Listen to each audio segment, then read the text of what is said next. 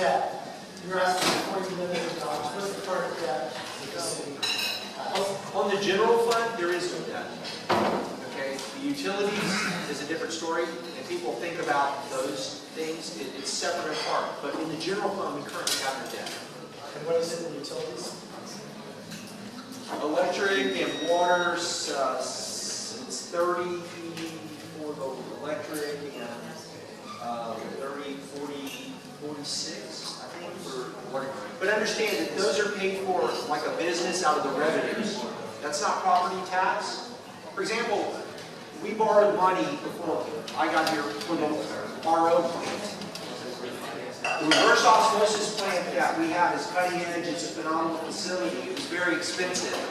It was based on revenue bonds. Y'all did not vote on that. So there's debt out there.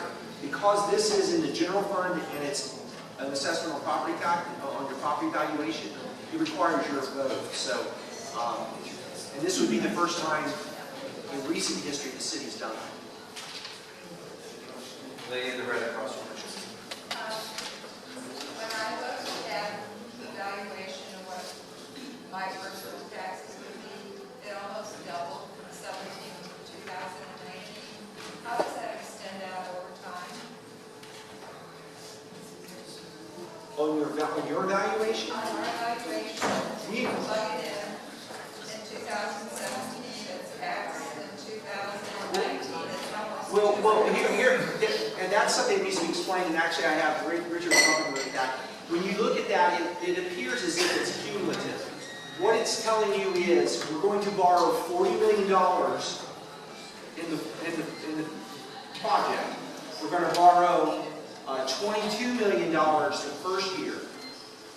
And your tax in 17 and 18 will be 0.91 mils. Then we're going to borrow the remainder, $18 million, to finish the project. And in year 3, it'll go to 1.56 and stay at 1.56 or less as it goes out in the future, assuming a 3% growth. So it's not both together. It's the 1.56 and then it goes for 30 years. So the 2019 amount is sort of steady. Correct. We didn't want to borrow the full $40 million in the first year because we'd be sitting on a lot of money over time paying interest on it. So we did it in 2 tranches, they're called. First part and second part. It's not like every 2 years No. I get double. No. That's a misconception that a lot of people... Yeah, they're looking at giving, trying to need to change that. But Yeah, please do, because I was freaked out. yeah, that's a good point.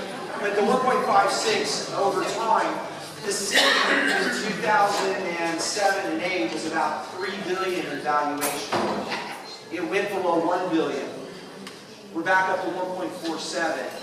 And we're seeing a steady increase as people are buying cottages and fixing them up. People are buying commercial properties. I think you might have seen some properties that sold in the downtown in the paper today for money as people are finding value here. So as that valuation grows, theoretically, and I'm not saying this will happen, but your share or that millage rate can potentially change, get smaller over time as the pot gets bigger with more investment. We want to be conservative. We're trying to tell you we're going to be conservative in the estimates. We believe it's 1.56 from here on out. Does that make sense? Good. Thank you. Sue. How does this bond issue and the 1 cent sales tax the city's going to get money from, are those integrated in any way, or are you planning on using that money for a separate pot or something else from the 1 cent tax? She's asking about the 1 cent sales tax. Repeat the question. The 1 cent sales tax that is before that the county and the school district and the city is currently having The about. city get 20% of it, and I realize that. We don't know whether it's going to pass or not, and that's a whole other set of theories. But regardless, the need that we have in this city is obviously more than $40 million. The total of the roads would have been. Yeah. Yeah, it was substantial. It's probably more like $100 million, honestly. That's not something that would pass in the city. We would take that money from that sales tax and plug it in right behind where we left off on the PCI list of roads in priority worst to best. So it would be a supplement if it does get approved. My question is about the actual construction. I remember the last charrette we had, and I still have some of the paperwork, and I remember the streets. Now, are you going to start the way you had planned it at that time, or has that flipped over and you're now starting maybe different areas that are worse off? Those projects are still going to be done.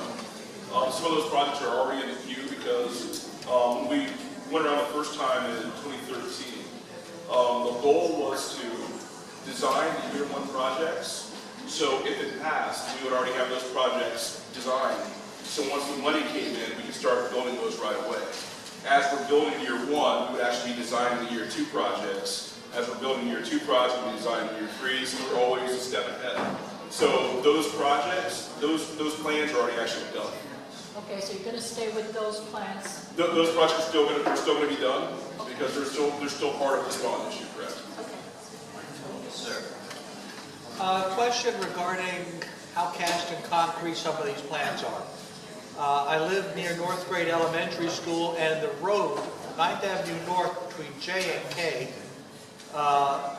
you need a four-wheel drive really to be able to transit. But I also noticed that the map that I was able to go online to take a look at, because you need to be able to drill down to actually see where the repair is going to be planned for, did not include that stretch of street. So how do we make sure that things that, to the layman at least, look like they need to be repaired, get addressed? Keep in mind that we only have $40 million. There's a lot in the city that is still going to need to be addressed, and we'll be doing from the maintenance standpoint and the CIP going in the future. But obviously, we're not going to be able to get to everything that needs to be addressed with that $40 million. It's just not possible. Yeah, because part of the reason I was concerned about that is that this is a stretch of road that twice a day during the school year sees a lot of heavy traffic, plus school buses, which really takes up a toll on the road itself, and will break down to the limestone layer. Is that stretch of road on Second Avenue South is on the water project already? So I'll have to look at that stretch road. Do you know what she is? J and K. It's above 60. He's saying that the PCI rating on that road is above 60. We'll have to look at that specifically to see exactly what it is and how that would be addressed.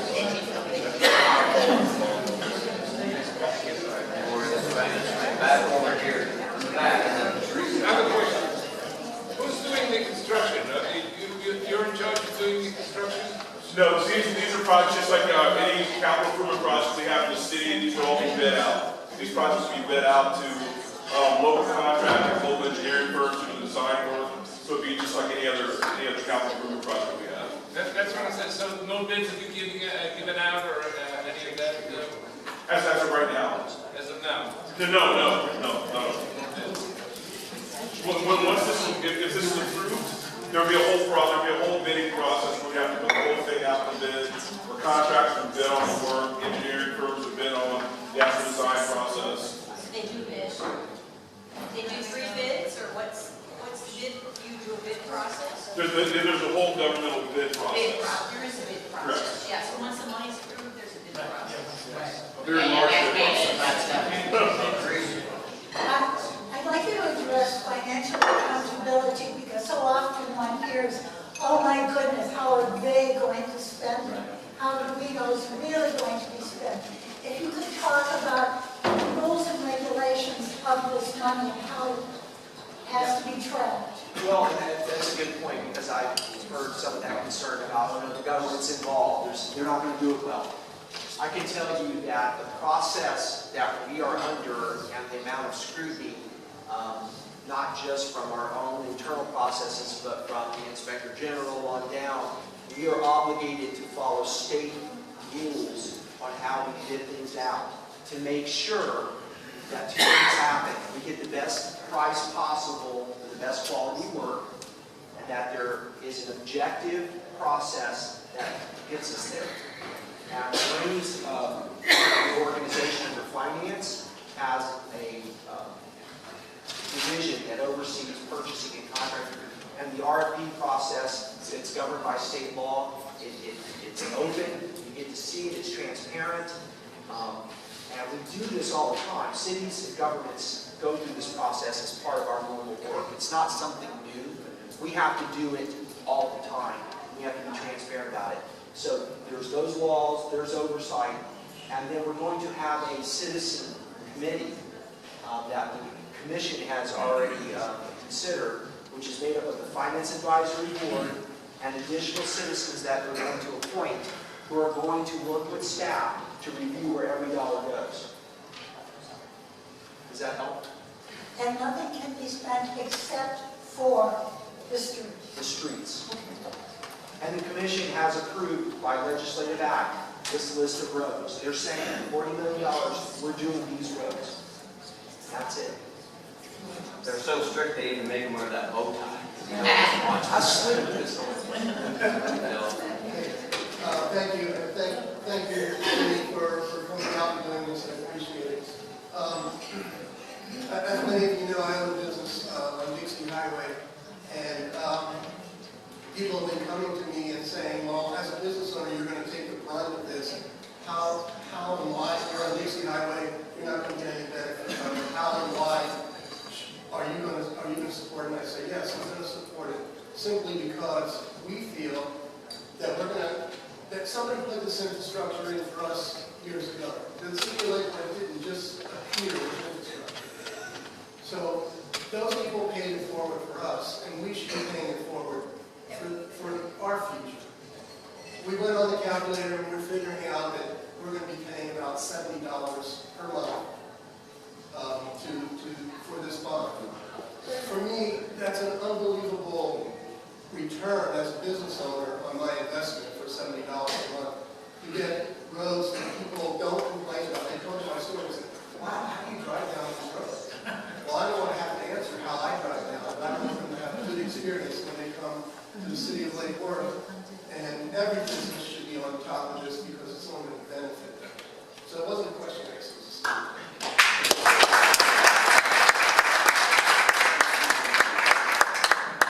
All right, any more questions before we start winding it down?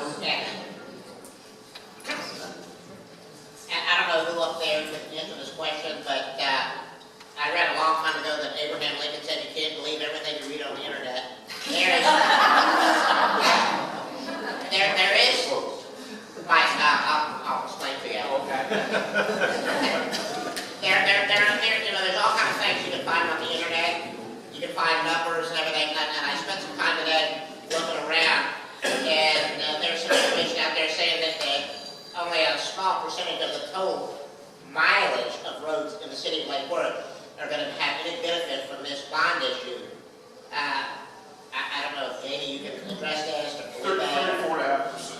What's that? 34.5%. 34.5%. The roads in the city are going to actually get addressed by the bond. The actual total, and I'm sure it was counting state roads, Fairfield Highway, Dixie, Lake, Lucerne, whatever, plus all the roads that have not been completely paved that intersect all the A, B, C, D, and all that, west of Dixie, even east of Dixie. So the number is 30, what did you say, 34%? 34.5 of that 116 miles in the city is going to actually be, basically a third is going to be addressed by the bond itself. And that excludes any type of county roads, any type of federal roads, so there's no Lake Lucerne, there's no Dixie, there's no federal. That's only our neighborhood streets. And I'm sure there's a lot, even a bigger percentage of that, of roads that are dedicated roads that have never been paved, right? Correct. Yeah, so don't believe everything you read on the internet, folks. He said that. I read it on the internet, it has to be true. Tim? Is there a calculator for the business people in town to see what rate they will pay? It's the same one, Tammy. It's the same 1.56 volts. We just have a higher, Valuation. All set? Same percentages, we just have higher.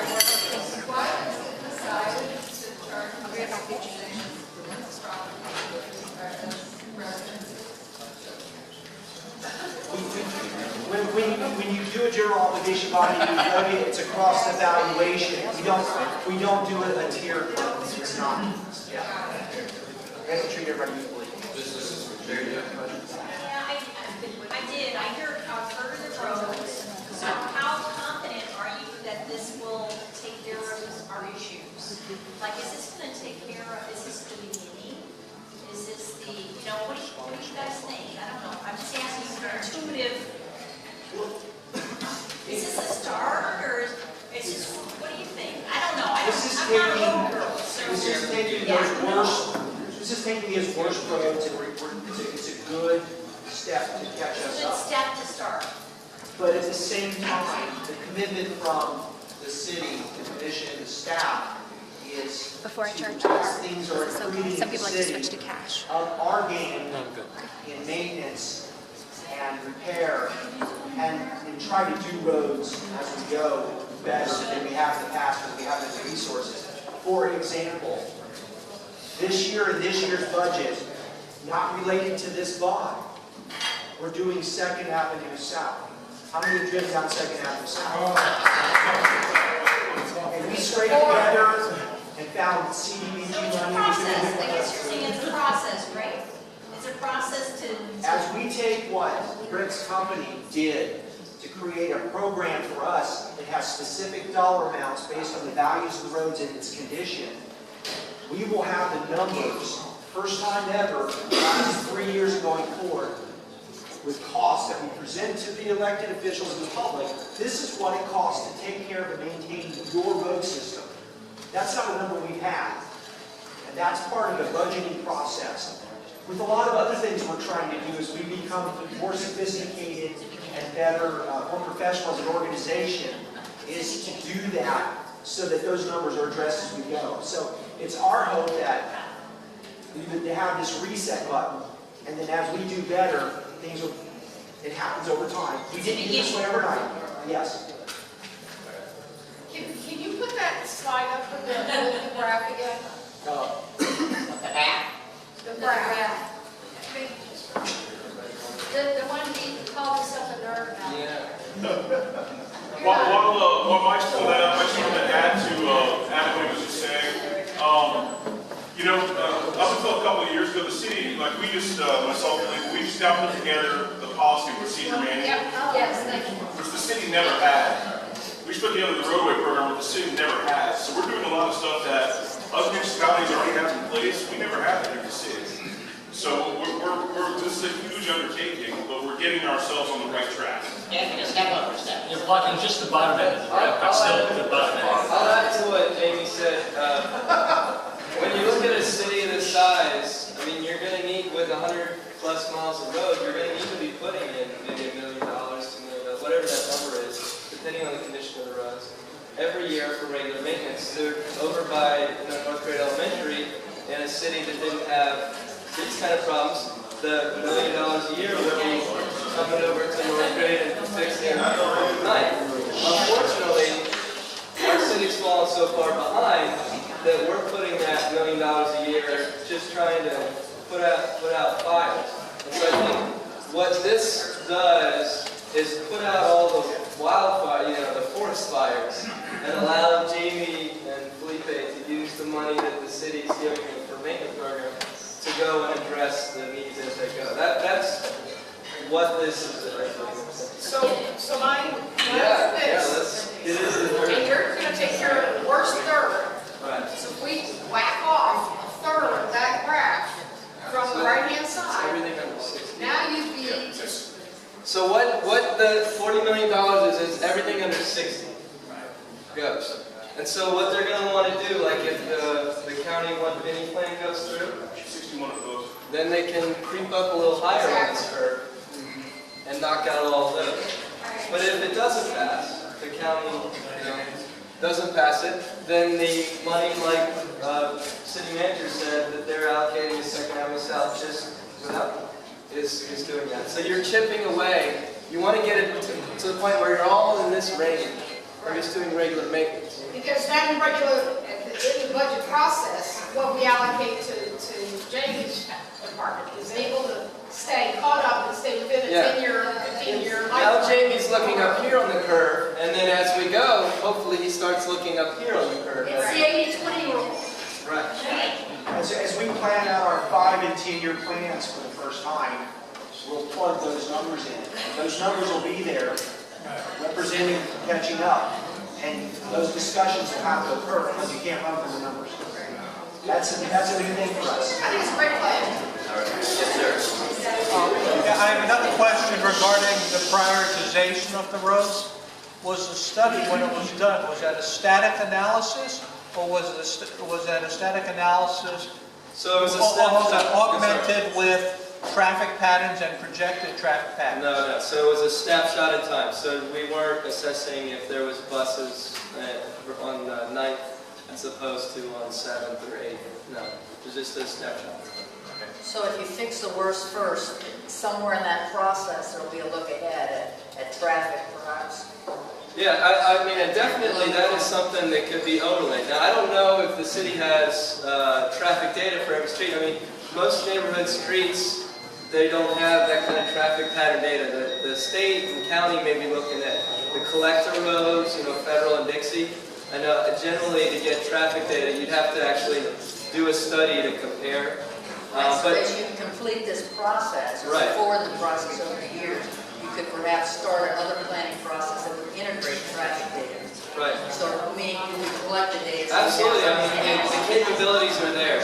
But to answer your question, it was a snapshot in time, and it's just what do all the streets look like right now, and then what do we need to do? Back to 10 and then the shed. I'm going to go over and get back. I appreciate all this information because I see that back in 2013, you did a really nice job in explaining this. I know that we need this. I really freaked out when I saw what my personal tax rate would be, and all I could do was keep thinking out. Thank you very much. This is very helpful. And I feel better.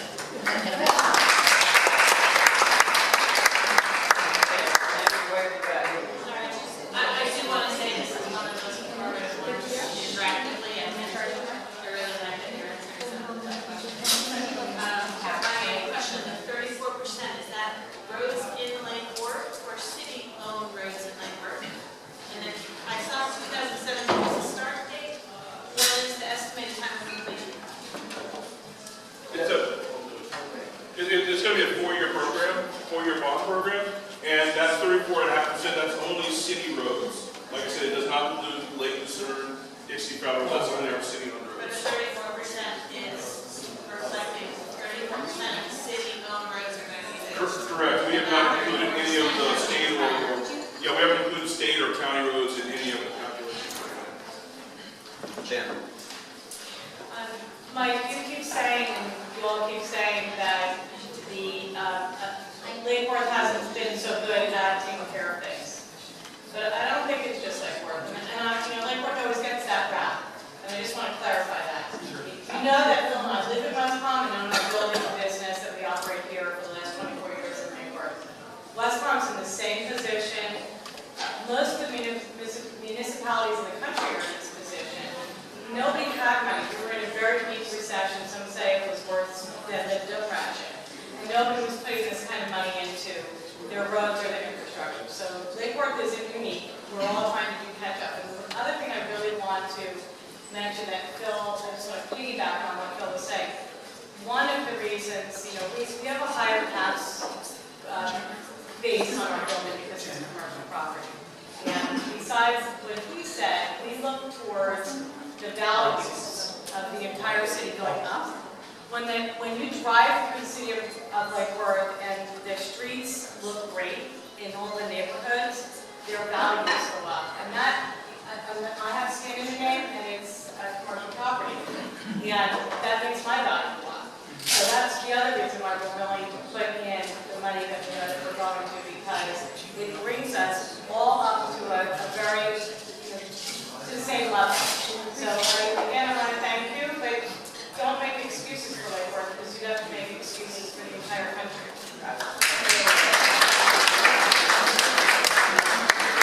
We'll wrap things up. Just a quick question, the tax taxable value or assessed value is your 5 million. But after what that is going to be, and that's your discussion. One thing I don't know exactly how, when we're assuming the assumptions you made on the present valuation of the city to come up with your various percentages. Will, over this 30-year period, with the growth in our city and so forth, will the city collect more than the 40 million plus the interest? Well, the total Is there, in other words, when you have collected 40 million plus the interest, will you still continue to collect these fees from us? Well, what we're doing is borrowing $40 million up front, and then the payments over 30 years are what we're going to generate over taxes. So that 1.56 is a payment of $1.2 million a year based on that valuation over that period of time of 30 years. So it's all fixed and locked in. Well, then you will not generate any more than what those payments. Correct. We're borrowing a fixed amount of, and that's why the ballot language is so important. It says 40 million, and that's it. Now there is, as you said, the interest cost on the payback, so it's going to be more than 40 million at the end of 30 years, but it is $40 million, 30 years. Is it 76 million? No. What's the total? The total payback projected is 69, about 69 million. That's over 30 years borrowing. And you know we borrow our house or mortgage, it happens. Thank you very much.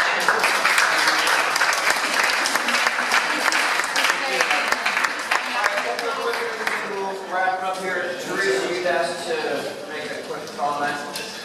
Nobody can read. Cottages and Breakwater, mark your calendar, January 29th. You volunteered already. Janice and her husband. This year, Inside the Cottages tour will be in Ryan Park, South Palms area. We want to switch it every year so we focus on all the issues and make it work. And our tickets are not ready yet, but watch the website. It's cottagesoflakeworth.com. And we'll also have posters up.